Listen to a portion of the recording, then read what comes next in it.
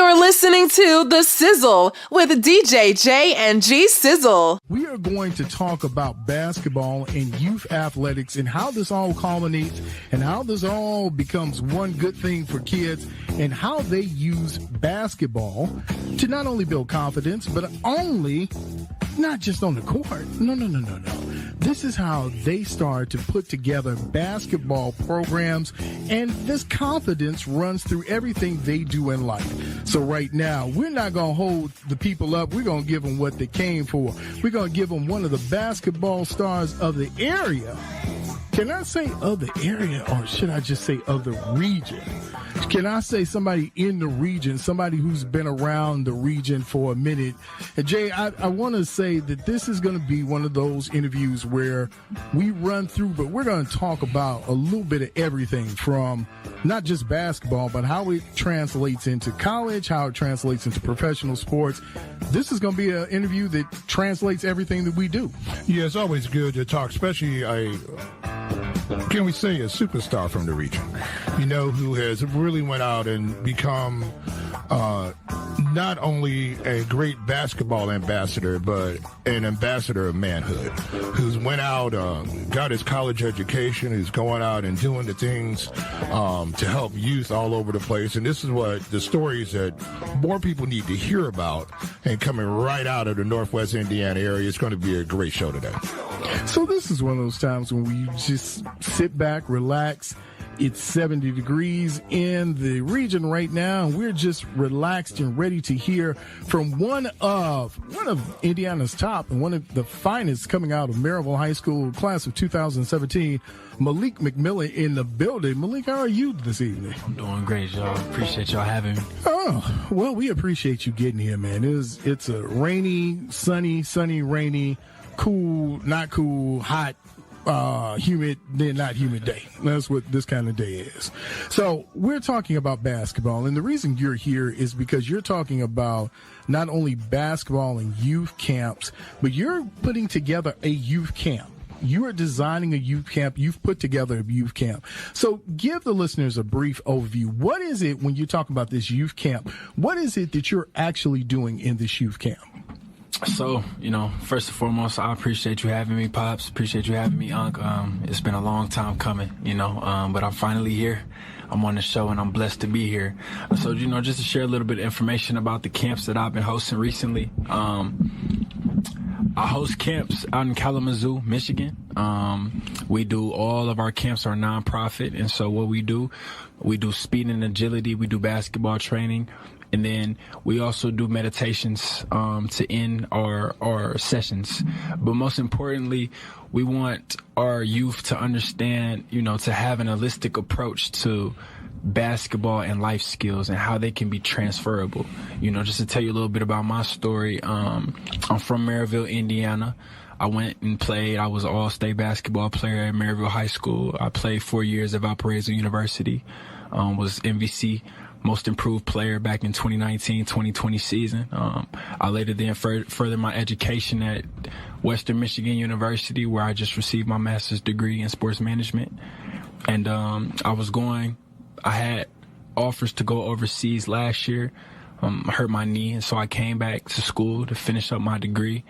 And I dove right into athletic administration work. And so there I was able to see, I went through a rough period, man. Getting hurt right before signing my contract to go play, and I was kind of stuck in a position where I was like, man, all I knew was basketball. All I studied was basketball. I put so much time and effort into basketball, and so once I was able to get into athletic administration work and work with an executive staff, I saw exactly how those skills I learned in basketball, teamwork, discipline, commitment, resilience, problem solving, things of that nature, it all transferred to the business world. It transferred right over smoothly. I didn't really have any hiccups as far as being able to build with a team and build projects and carry things out.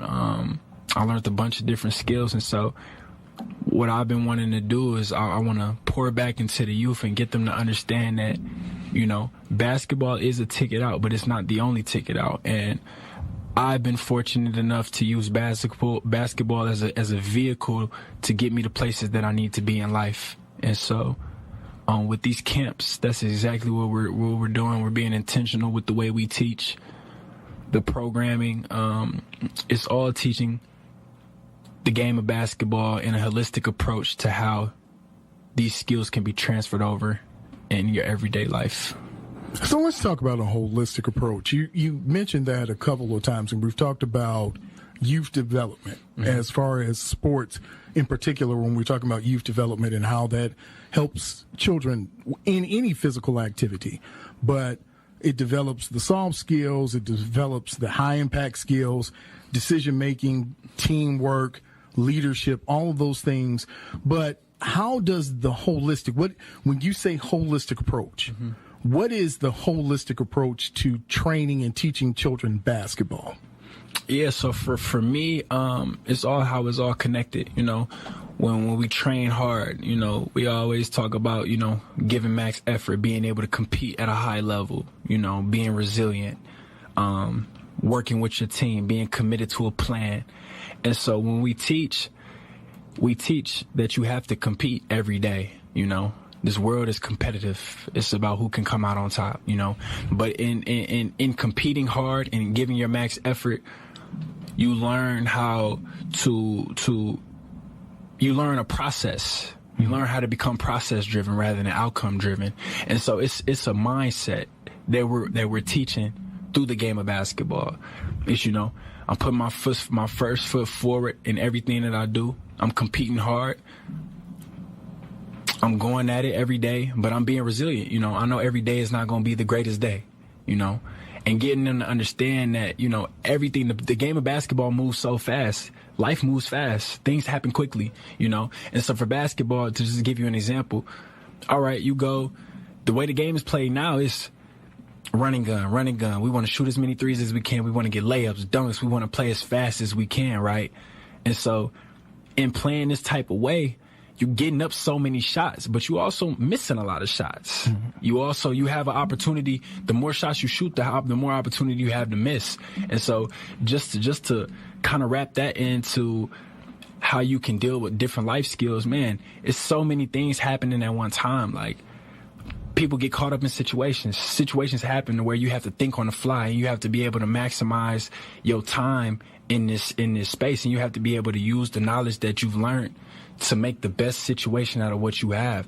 And so when we teach our players about going hard, messing up, it's okay to mess up, but being resilient, being able to get up, dust yourself off, and continue to stay focused on the process rather than the outcome, that's what we teach.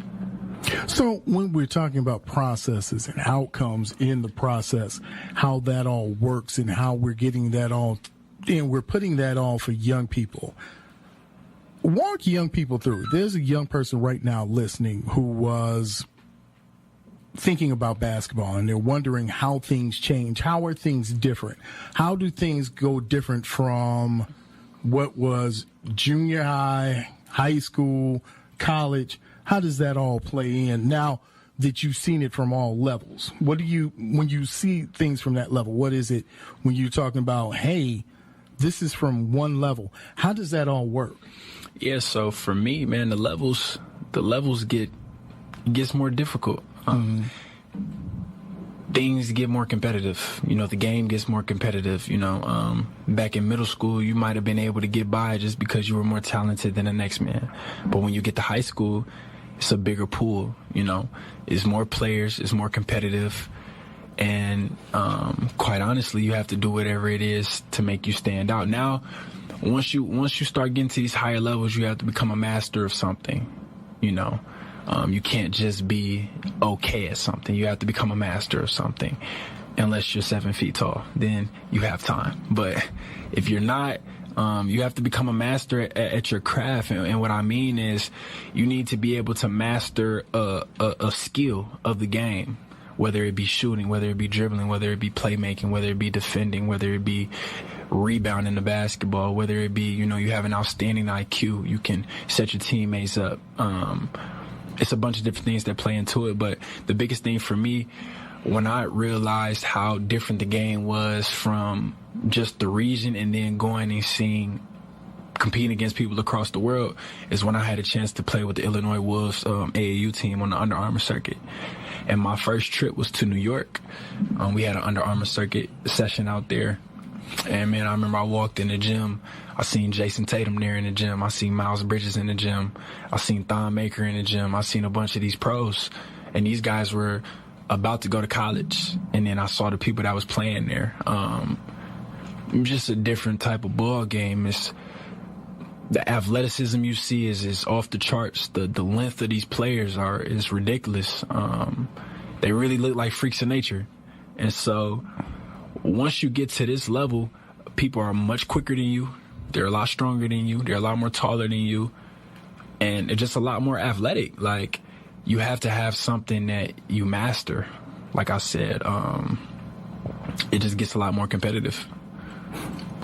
What is, if you're talking about mastery, what's your master thing that you do now versus when you first came into college? What is it that you do now that you've mastered over that time frame from your undergrad to graduate? What is it that you master now that you didn't do before? On the court? Mm-hmm. Shooting the basketball. Shoot the basketball at a high clip. Going in to college, I was more of a low post player. I didn't really master any skills. I had upside. Mm-hmm. I had a lot of potential. I had some game too, don't get me wrong, but I didn't have a master skill, I felt like. Now I'm able to shoot the three ball at a high clip, shoot mid-range. I shoot the basketball very well. Mm-hmm. And so I would say that's my master skill. Is this something that as you're teaching kids, how do you say to them, well, hey, you need to focus in on shooting, or hey, you need to focus in on dribbling, or hey, you need to get into this mindset? How do you work that, especially in your camps or as you're working with kids on a daily basis? How do you focus that in? How do you get to tap in to that one thing for young people? Well, so for my kids, we want to give them a foundation of things to start off with. And so we take it back to the basics. We do mic and drills when they first come in the gym. We do form shooting when they first come in the gym. We do ball handling when they first come in the gym. We want to give them a foundation of a routine that they can go over every single day. That way is building skills that they can have a routine, so when they come in the gym, they get right to their routine. They know what to do before. That's the prep work. That's the prep work. And so once they get the prep work, then we start diving into the particular skill that we want to go over that day. But the way the game is played now, you have to be able to shoot the basketball. It's no question. You will not see the floor if you can't shoot the basketball, unless you're extremely athletic, or you're 7 feet. But the game is played now at such a fast pace. They want to run and gun. You have to be able to shoot the basketball. And so we shoot the basketball a lot in my camps. We dribble the ball a lot in my camps, but we do go over fundamental things. We go over fundamental footwork, triple threat, how to jab step, how to, catch and rip. What are we looking at once we look at the defense? How are we playing angles? How are we, doing contact drives, seeking the contact, not fading away from the contact. Just little things, how the court is spread, different terminologies like the kill zone, which is the slot area right between the wing and the top of the key. We break everything down. We run different actions in our camps to understand, like, all right, this is a pin down action. We have a shooter on our team. We want to set a double pin to come bring him off 2 screens. That way he can get open for a shot. But if he doesn't get through, boom, we'll send a shooter through. We'll bring another big, or we'll bring the next guard off another screen, have him roll to the basket, maybe get a layup maybe. And then we could bring him off the ball, bring whatever man that was still left in the pin down, bring him up to the wing, boom, run, chase, set a ball screen. Like, we're teaching them how to play the game. We're teaching them different terminology, different actions, so that things are familiar once they start getting to a higher level of basketball. Now, MILEEK, when you are talking about them learning to play the game, a lot of times people think because they're on the asphalt every day, or because they're playing in the gym, they're actually playing basketball. Yeah. And I think once they get to the higher levels of basketball, even the higher levels of AAU, even though AAU is more of a run and gun type situation, you really don't start slowing the basketball down a lot until you start getting in college. Right. Can you talk a little bit about the transition for yourself when you came out of AAU? Because you were an all-stater, one of the best big men to ever come out of this area. Can you talk a little bit about what that transition was like from being coming out of AAU ball, coming out of high school ball, and then going to play Division I level college basketball at a high level? Can you talk about that a little bit? Yeah, so for me, it was a lot different. I mean, Coach Luggs did a phenomenal job coaching us as far as scheme and defensively wise, but as far as me just understanding concepts and schemes and that, like, at this level, everybody knows your tendencies. Like when I was at Valparaiso my freshman year, like, we would have film study over a team the whole week just to prep for a team. Like, this is what they're going to run out of timeouts. This is how they're going to get into their actions. This is the player they want to run everything through. It's so much money inside of this. Like, everything is business, is serious, MILEEK, so, do you think that at the AAU level, do you think do you think there needs to be more emphasis put on actually learning to play the game? Because a lot of times the AAU ball, it's just the athlete going up and down the court. We're fast breaking. We're going to might look like we might play some defense, but we're not really going to play it. Yeah. Because we're looking to get this 30 ball up there if we can get it, in the AAU game. Can you talk a little bit about that? Because I'm wondering if that style of basketball, is that really helping guys when they go into playing at the high level, or do they almost have to relearn basketball again if they haven't come out of a real structured program? Can you talk about that a little bit? Yeah, so my thoughts on that is that, I understand why they play that way in AAU, because it's just you're playing so many games and, you're trying to sell yourself, But once you get into these programs, now it's how can we best use you to maximize our program. And so I believe that you should be getting taught how to play the right way in AAU. And I think that I believe that, it's time to start implementing that way of playing, because kids get to the next level and they struggle. They've been ball dominant their whole lives. Yeah. They've always had the ball in their hand. They've always played this certain way. Don't get me wrong, it's good as far as exposure and really, showing the world who you are. But when you get in these games against equal talent. Yeah, equal talent. If you got equal talent playing, all of a sudden now it's like, well, that guy's as quick as you are. Right. You're not jumping over the top of him. He's going to come and body you up coming down the floor. Yes. So now, do we know, like you talk about, can we get to the kill zone? Do we know what we're looking at when we're bringing the ball up the court? Do we know, hey, you see it in the pros all the time. They just point to one spot on the floor. That's where they want their guy to go. I was watching a thing today about with Iman Shumpert. He was talking about playing for just a short period of time with LeBron James. And they were playing in a game, and Iman Shumpert wanted to push the basketball. And LeBron James was like, nope. We're going to bring the ball up, because he had one set play. And I think they were playing the Celtics or somebody like that. One set play that they knew they couldn't stop.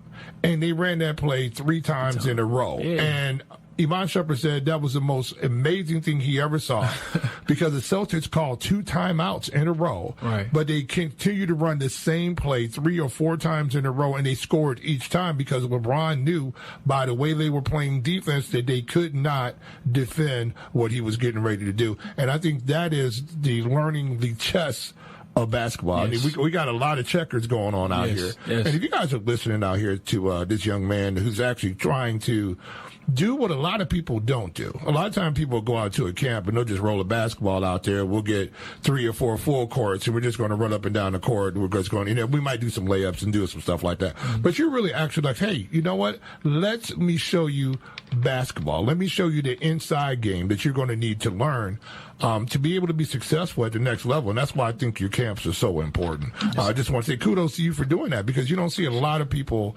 actually doing it. You see some coaches trying to have those coaching type camps, but an actual player who, if you guys don't know, his dad really didn't describe MILEEK MCMILLAN. I don't know if you guys have ever seen him really before, but he's like 6'9" and like his stocking feet, and he pats you on the top of the head when he walks by. He's that guy, you know what I'm saying? And so, and he's been patting me on the top of the head since he was about 14. I was one thing I'm not appreciate that either, but it's just exceptional what you're doing. Can you talk a little bit more about your camp, about what a camper can expect to when he comes up there? What's it like when he comes up there? What type of energy is he going to have? What's going to be going on? Yeah, so I mean, when you come to the camp, man, just expect to get better. And so, you know, the intensity is high as soon as you walk through the door. It's a family oriented type of feel when you walk in the door. I mean, we're gonna make you feel like family, because once you enter our door, you become family, you know.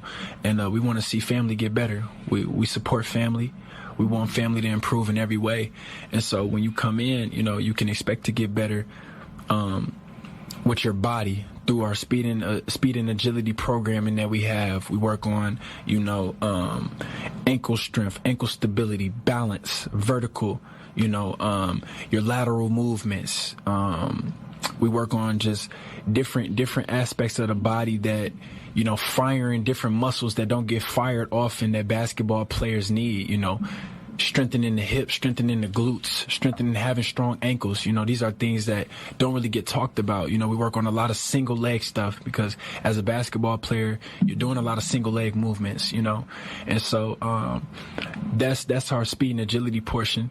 Basketball training, we're going to do fundamental work. We're going to do fundamental work, but we're going to make it fun. You know, we're going to go over a triple threat series, learning, you know, the 4 areas of protection with the ball, you know, shoulder to shoulder, hip to hip, shoulder to hip, you know, being able to protect the ball, different terminology, archies, low sweep, high sweep, being able to read your defender, understanding that, you know, if your defender has his hand on you, he's trying to hand check you, you can low sweep through his arms, or you can over the top sweep pass, get by him. We work on different finishes at the rim, you know, floaters, pull-ups, just different, you know, different. We mix it up every week. So it's something fresh every week, but we're always going over the fundamentals. And then we compete.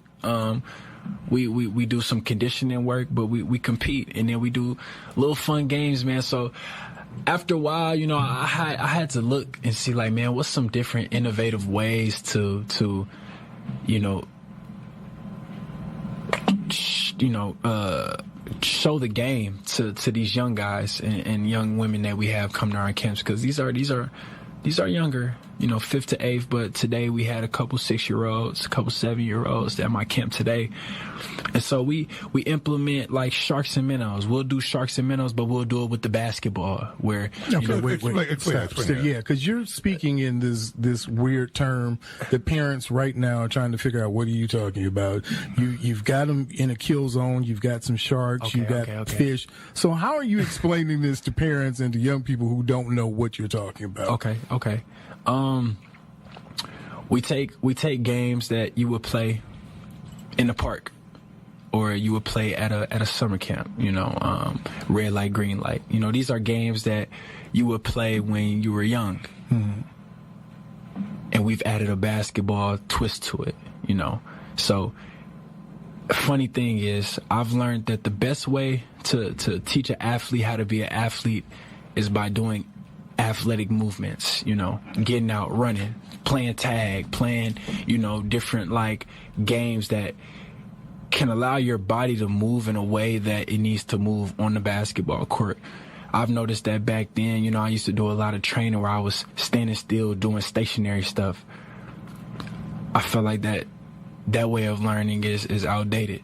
You know, we need to be more creative in how we train. And so this is the way I implement creativity in my training. So MILEEK, talk a little bit about, we know you were getting ready to go overseas. Yes, sir. And you had an injury. Nobody expects an injury to come along. But in a true MILEEK style, you went on and said, well, okay, this is what we're going to do. We're going to go ahead and finish up school. We're going to go ahead, since we're rehabbing, we might as well go get this master's degree. You know it. You know, because that's what you expect of yourself. Can you talk a little bit about I know you're still looking into the pro leagues. Yes, sir. Can you talk a little bit about this journey now that's been side-railed a little bit? Because a lot of people, they look at NBA players and they look at guys, in the G League, and they go, wow, that guy's tall.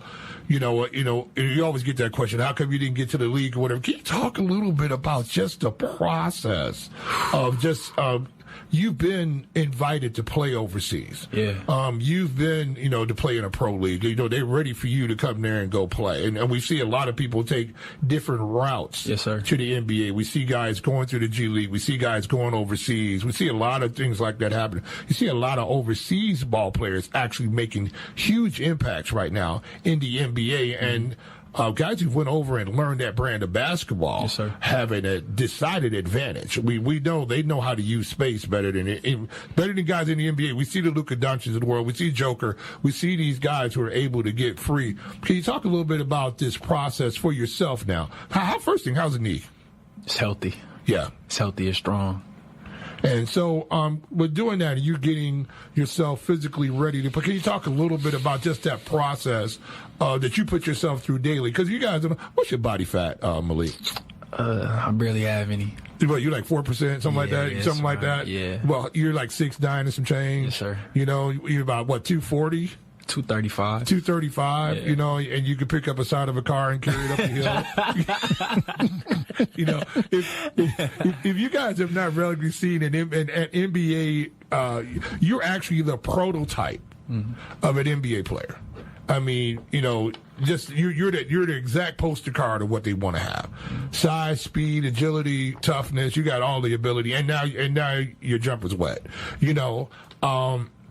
Can you just talk a little bit about that process? Because we know, like you said, you have to be exceptional at one thing, and I know you are an exceptional shooter. Can you just talk about that day-in process of you preparing yourself? Yeah, so when I hurt my knee, man, it was it took me a little bit. I took about a month off, and I didn't really take that much time off, though. I was going to rehab every day I did 9 months of rehab, every day, 6 a.m. in the morning. I would shoot at night. I would lift throughout the day. I lift every day for 9 months straight. Just every day, just working on my knees, building up my hip strength, building up my glute strength, my ankles, stretching my knee, getting my knee back flexible. When the injury that I had, I ruptured my patella tendon. I completely shattered it. And so my leg was in a cast for, how long was it, Pops? It was in the cast for a little while. I would say it was in there. Is that the cast you have? You have your leg bent? Is that the one that it was straight? Yeah, it was straight. Straight cast, and I can't even remember how many weeks now. Yeah. Because it all seemed to fly once we got into the rehab phase of it. I mean, we're talking about months. Yeah. But it did. One thing I have to say is your recovery flew by. It did. It was something that originally we were concerned that it was going to take some time and that it was going to be a process. But once you started healing and your commitment to the rehab, that was the thing that was most impressive, that you were able to commit to the rehab and it started to heal. And then each time we would go to see the doctor, it was good progress. Yeah. Yeah. It was like, it was moving so quickly. I was like, wow, this is amazing. But it was, again, your dedication to that rehab. Yeah. So a little bit about my process. Every morning I had rehab at 6 a.m. It was excruciating. I'm not going to lie. Like, them having to bend my knee was the worst part about rehab. Like, you got to understand the injury that I had, they had to put my leg straight. That was the only way it was going to heal correctly. And so for me to get that leg bent back all the way, for me to be able to play the game of basketball again, let alone not even, let's take a couple steps back, not even just to play basketball, but just to do regular human activity like walk. Just to walk, yeah, run, the walking part. Use the bathroom, get in the shower. Like, these were things that I had taken away from me, and it made me so appreciative for these things when I wasn't able to just wake up and do it. I had to sleep on my back for months because I couldn't sleep on my side because my leg had to stay straight. So when I had a chance to actually start doing some rehab, it allowed me to compete again. And so I was competing with myself, you know, trying to bend my knee. And then once I was able to bend my knee, I'm like, all right, bet, cool. Let me start getting back in the gym. So I was doing pull-ups, push-ups, sit-ups. I was doing these things every day for months. I would go in the gym, and this is how I got my shot really good. I would go in the gym, and I would shoot 500 form shots a night. 500 form shots, 700. Then once I start getting a routine, 600 a night, 700 a night. I got up to 1,000 a night. You know, now we know some of the great shooters. That's what they do. That's what they do. You know, we've actually talked to some of the shooters in the region. We know the Larry Birds of the world. We have a couple other great shooters at the front. They know they get up 500 to 700 to 800 shots a day. Yes, every day. And we had talked about that over the years. You know, about getting up those shots. It's just something you just have to do, and you see the results of it now. Yes, you know, you look at the great 3-point shooters out there. They look like they're making layups from the 3-point line. Yeah, you know, it's effortless. And it's effortless. And then when you, like you said, you're getting 700,000-800,000 shots up a night. After a while, it just becomes automatic. Yeah. You know, and so if they leave you open, if you leave it open, you're gonna let it fly. And this is without jumping. I wasn't able to even jump for a while. Yeah. And so I was sitting in a chair first. I started off sitting in a chair shooting 500 jump shots. Right. 500 form shots. Then when I was able to stand up, I was doing form shots, being able to step back a little bit, do mid-range. Then I was doing 3-pointers without jumping, form shooting, right? And then I would do my ball handling routine, not moving fast, but just being able to make sure the ball was secure. Mm-hmm. It's a strenuous process, you guys. If you haven't been through a knee injury, it's something that it takes a lot of mental toughness to get through, especially to get back better than you were when you left it. Right. I've been fortunate enough and blessed enough to be in a situation where I have access to people. I have access to equipment that has allowed me to be better than I was when I got injured. And so, you know, that process, it takes a long time. It forces you to be patient. It forces you to listen to your body. But it forces you to get better, and it forces you to push yourself to see it through, you know. And I remember I had countless nights, man, where I'm like, you know what, this is even worth it. You know, this is even worth it. And I would call my dad. I'll be like, Pops, man, this is getting tough, man. Like, I love ball, but like, bro, is it even worth it? He's like, you got to see it through. You got to see it through. And so that resonated with me. So now I'm back. I head to Portugal. I signed a deal in Portugal. I head out there in September, and it's been a blessing.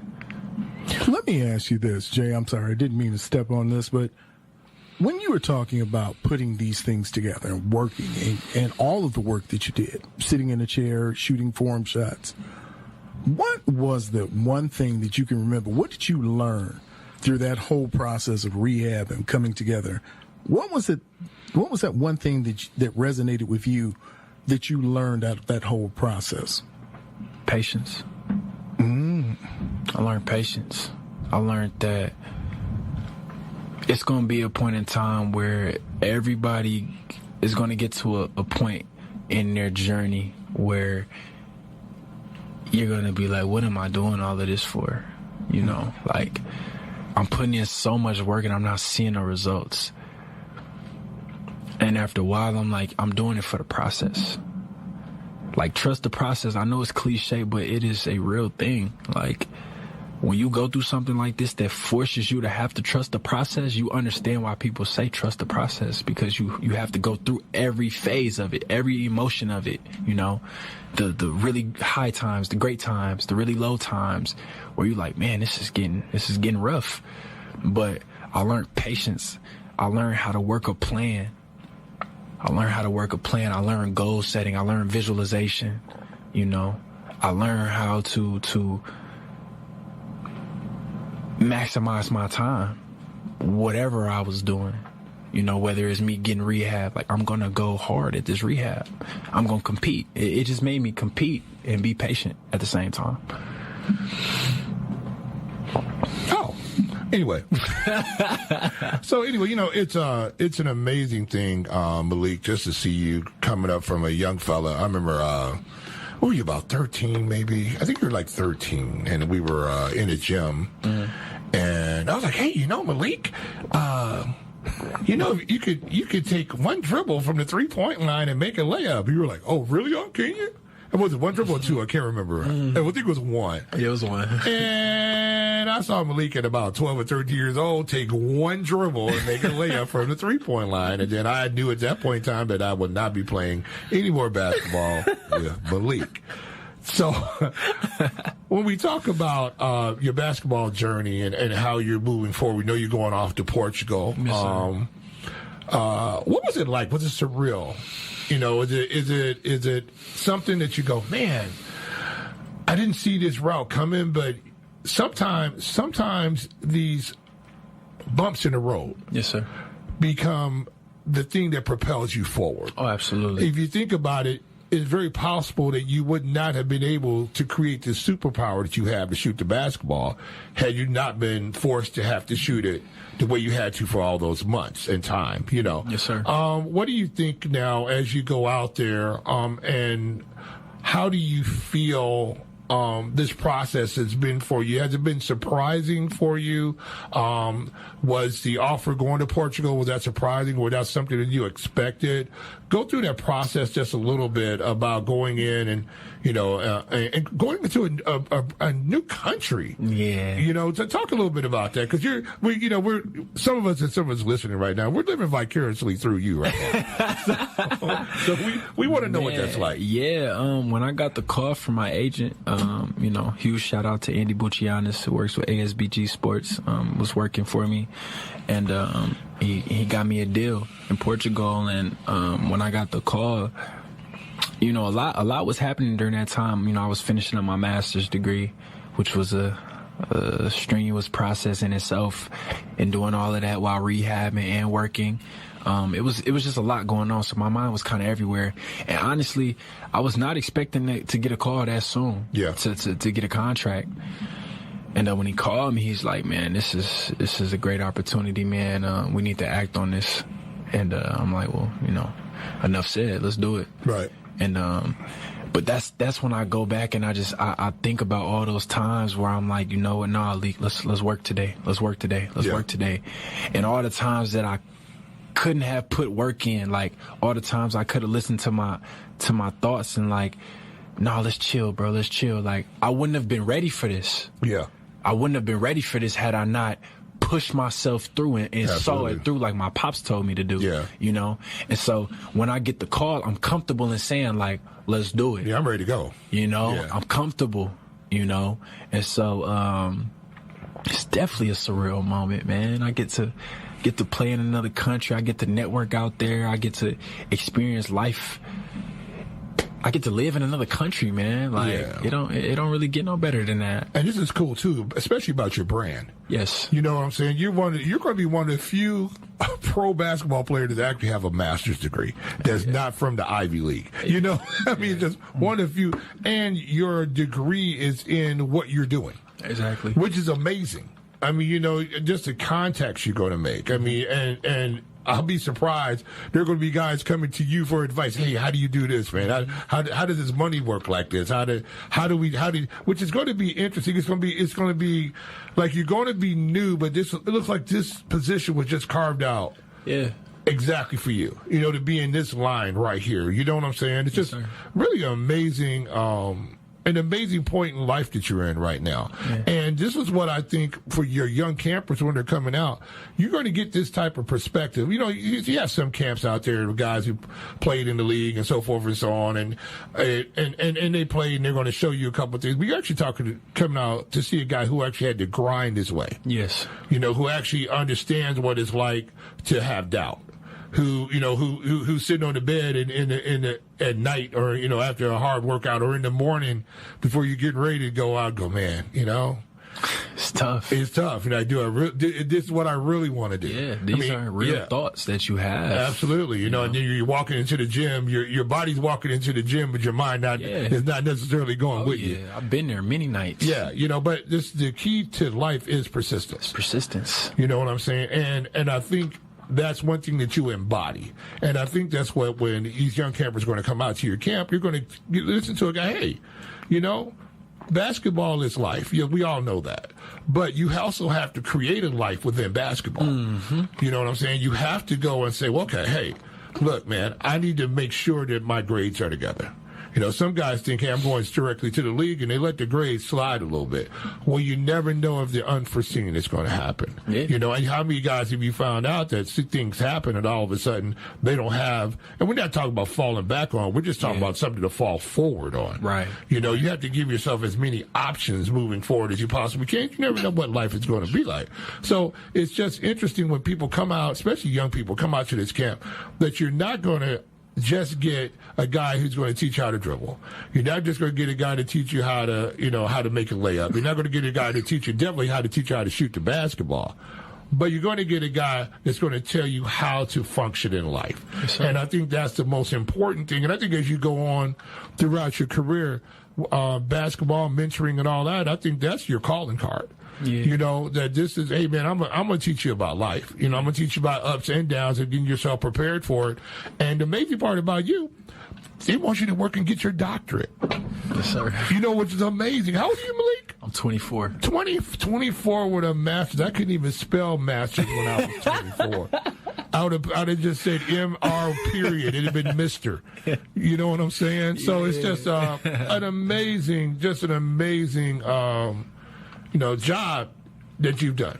You know, and it just, you know, young people like you don't get applauded enough. You know, that, and I think we need to give flowers when flower. Actually, you need a whole bed of roses. Right now. I deserve that. Yeah, a whole bed of, absolutely. I appreciate it. Because you know what? Because you are the type of person that should be in the newspaper.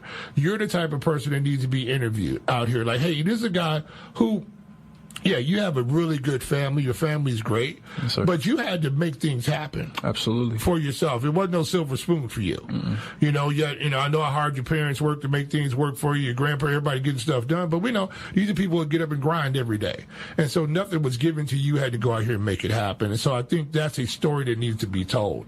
Because a lot of young people out here, they think, well, I don't have an opportunity. But you're like, dude, I can't you make an opportunity. Make an opportunity. And I came right here from the same neighborhoods you came in. Exactly. And I remember, what was that game we played, right? You were playing, where were you playing in Gary? We was at East Chicago. Was it East Chicago? Yeah, we played at Hammond. We played at Hammond? Yeah, we talking about, we had to break out 007 and the Delta Force to get you up out of there. Because if y'all have never seen Malik play, which you have, some people have, they know you from the league. Malik's a very intense fellow. Yeah, I would say. Yeah, you know, and takes no guff. Guff's old people word for crap. And but Malik, as his father called it, he's gonna put the foo fops on you. You know, and but it's just great to see what's going on with you, man, and how you're moving yourself forward. You know, we haven't talked what the camp going on. It's going to be where? So the camp is going to be in Kalamazoo, Michigan. Okay. It's going to be August 5th from 9 a.m. to 4 p.m. We have it's going to be fully staffed, fully secured. It's all nonprofit. We're looking to have 80 kids there. Yeah. We'll do speed and agility. We'll do basketball training. We're going to do a successful athletes working in college athletics panel. I have 2 brothers that I have on there that I'm really good friends with, and then we'll have a 8-team single game elimination. Now let's talk a little bit about Kalamazoo, Michigan. You make this drive on a regular basis to Kalamazoo. Yeah. How far of a drive is it? About an hour 40. An hour 40, people. Yeah. And y'all think Kalamazoo? Oh my God, we driving to Canada? No, you're not going to Niagara Falls. No. You're going under 2 hours. Under 2. It's a shorter trip to get to Kalamazoo than it is to Indianapolis. Absolutely, and you know how y'all like to roll to the nap. Mm-hmm. You know what I'm saying? Mm-hmm. This is an opportunity for you out right now. We're going to actually give you some more information later on about how to get in touch with Malik and be part of this camp. Yes, sir. But look, if you have an aspiring athlete that's playing basketball right now, 2 hours to change his life. If you want your kids to do better, you have to get them around better. And that's just the most important thing. I think that's the power of athletics. A lot of times people talk about, well, you know, all our kids, you're always trying to force them into athletics. No. Not forcing them into athletics. You funnel them that direction. Yes. Because that's where you find positivity. That's where you find teamwork. And also, that's where you find where people can create a place of well-being for themselves. Community. Community. There's nothing like being around those 15 guys on a regular basis and your coaching staff and friends that you've made internationally and nationally all around. This was the most important thing I think athletics does, is that it gives young people. No, it unites people. Absolutely. Yes, sir. And I think that's what, and it can unite them with their purpose. Yes. It's because you followed basketball. I remember many a day, you playing AAU ball, and, what was it, the walking tacos used to get over at the AAU games?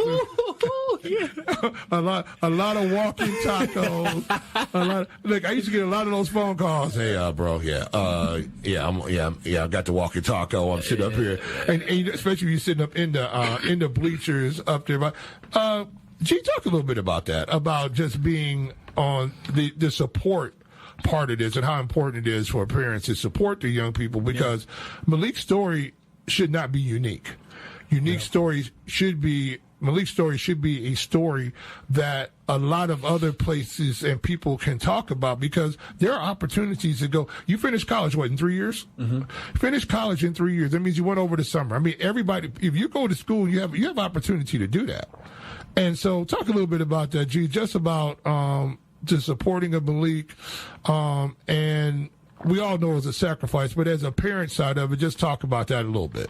Well, one of the things, just as he said, you had to trust the process. We started with a plan, and shout out to Pastor Steve and shout out to FCC, because it was in the gym that we were watching it. And if you remember, your uncle and I, we were there in the back, and I remember thinking, this young man has something. I said, a lot of times you look at kids and you're like, I don't know if they really can play. And you think, okay, well, it's my child, so I'm not going to say anything. But then I looked, I said, no, there's something there. And I turned to your uncle and I said, this kid can play. Well, I'm an evaluator of athletes. Yes, fine evaluator. I just am. Yeah. I can tell within about 30 seconds or so if they have athletic ability enough to move it to the next level. Yes, sir.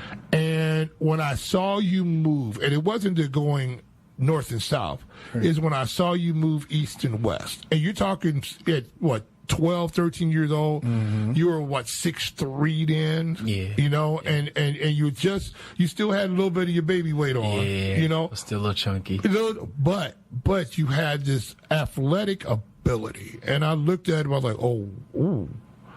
like, this just might be it right here, and look at the hard work that you've done over the period of time. I mean, to go from that point to this point, it's amazing.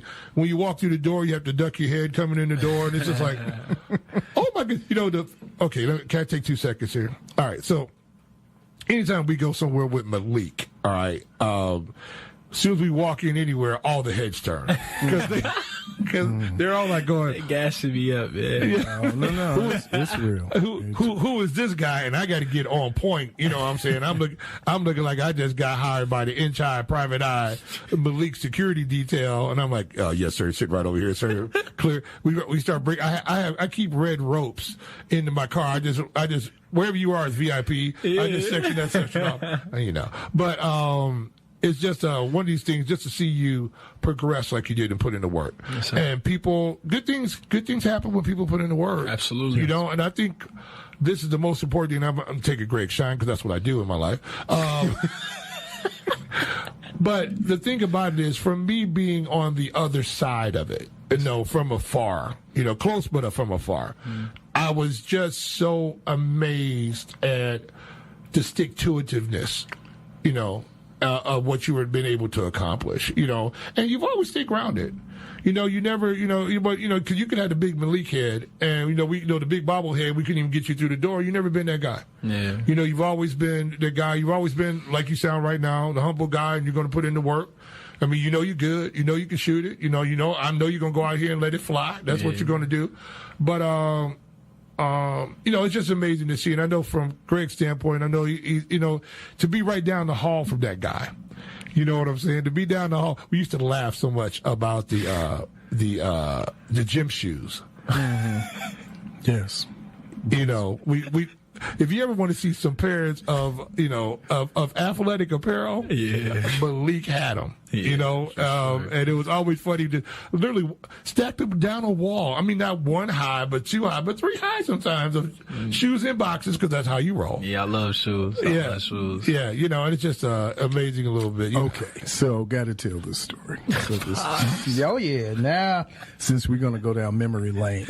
So one time, the king of the sneakers here, he's the sneaker king. He decides he wanted to do his thing in school. So his mom had just gotten him. He had ordered in some new shoes. I'll never forget. There's some KDs. And he got him. And I was like, oh, okay. So you want to act like that at school. So I took him. And for some reason, I got to the barbershop. And my boy was like, dog, it'd be hilarious if we sent him a picture with the shoes.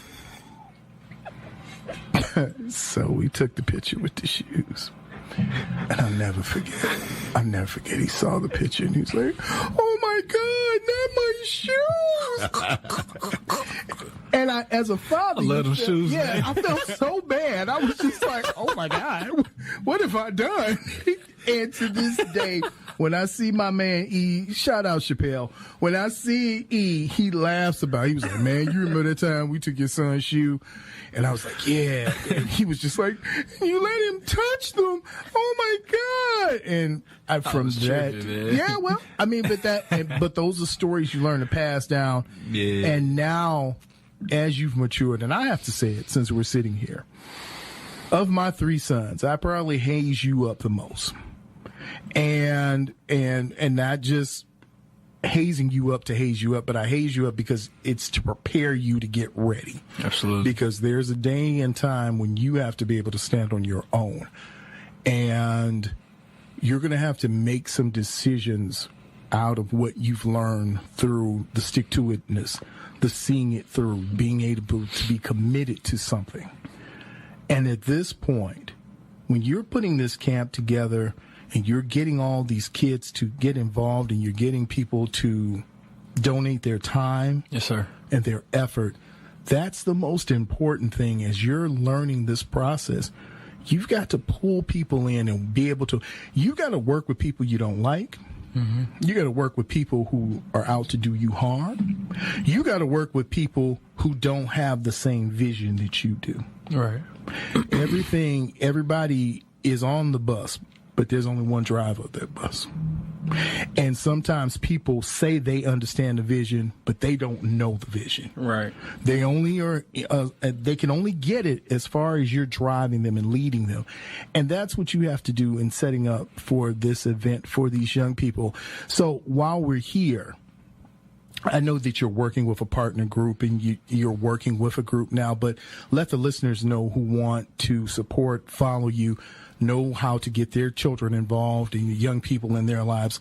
What's the group that you're working with? Who are you working with? And how do the listeners get in contact with you and find you through social media?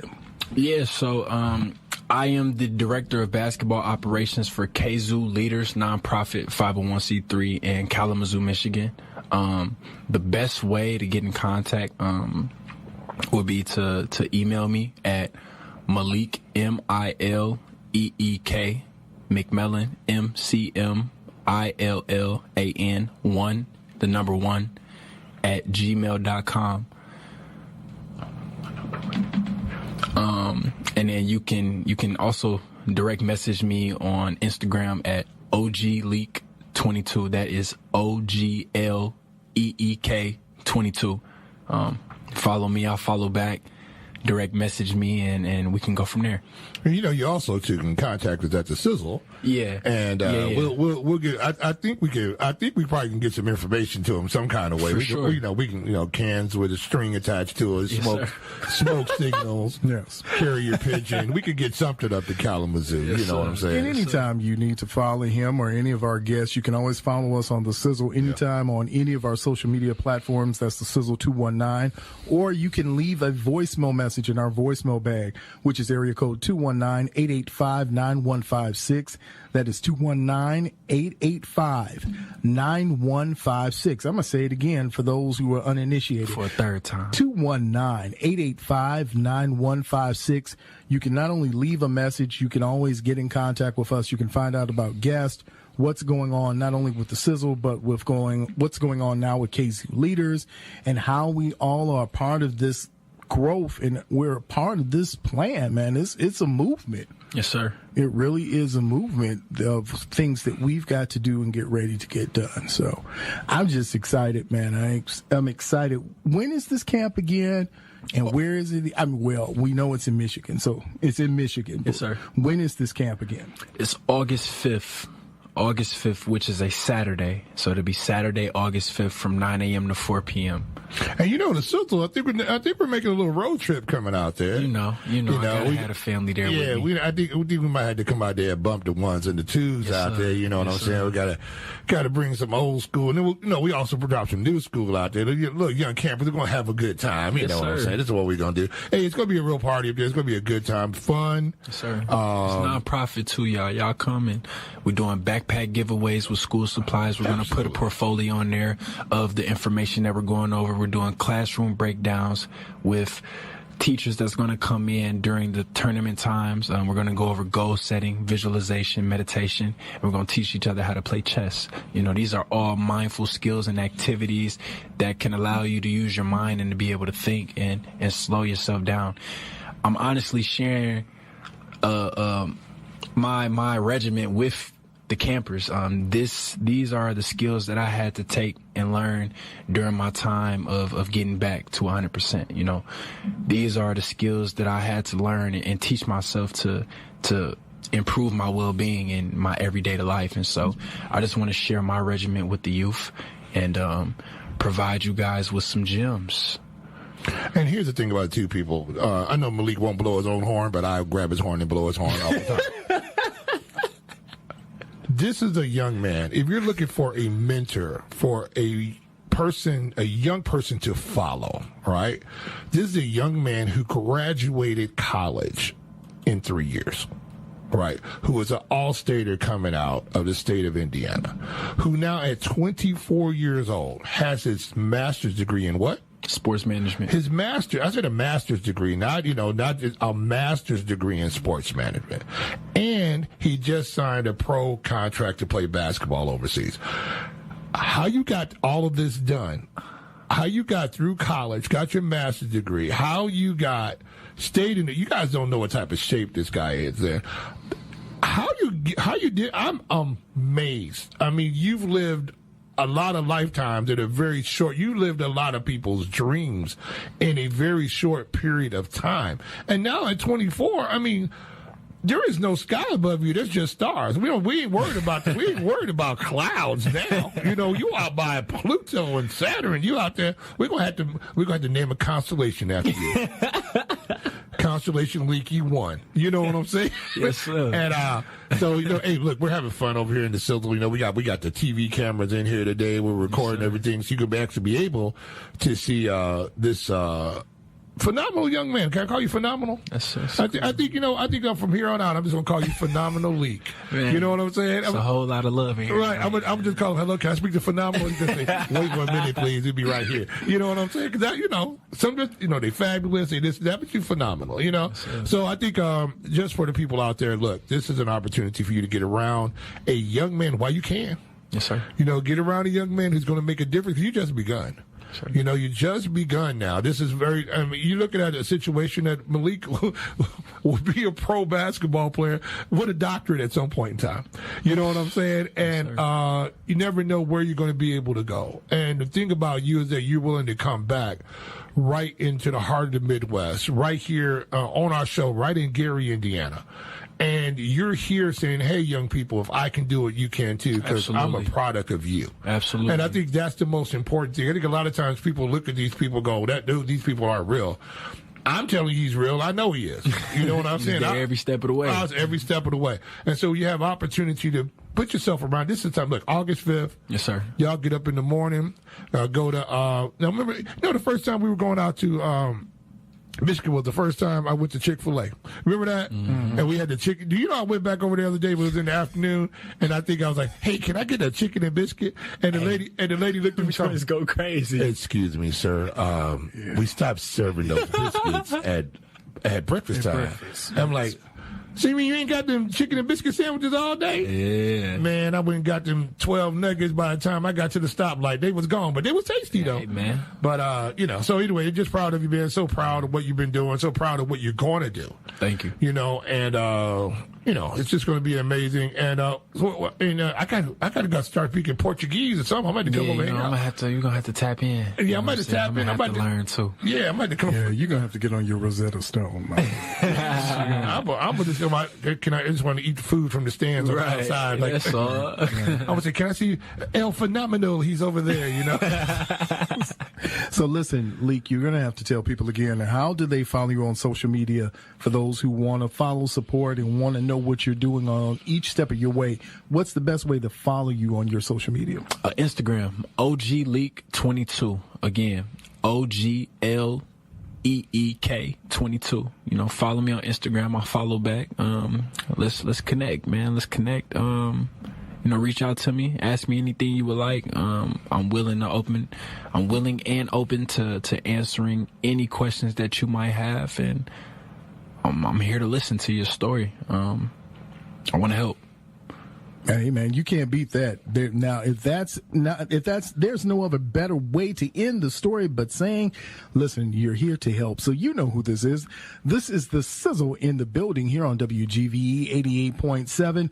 And our guest for this evening right now, MILEEK MCMILLAN, man, a KZoo leader. Yes, can I say that? A KZoo leader. Yes, sir. The director of sports for KZoo Leaders, MILEEK MCMILLAN in the building. You know who it is. You know what it is. It's the Sizzle here on WGVE 88.7 FM. You're listening to The Sizzle with DJ J and G Sizzle.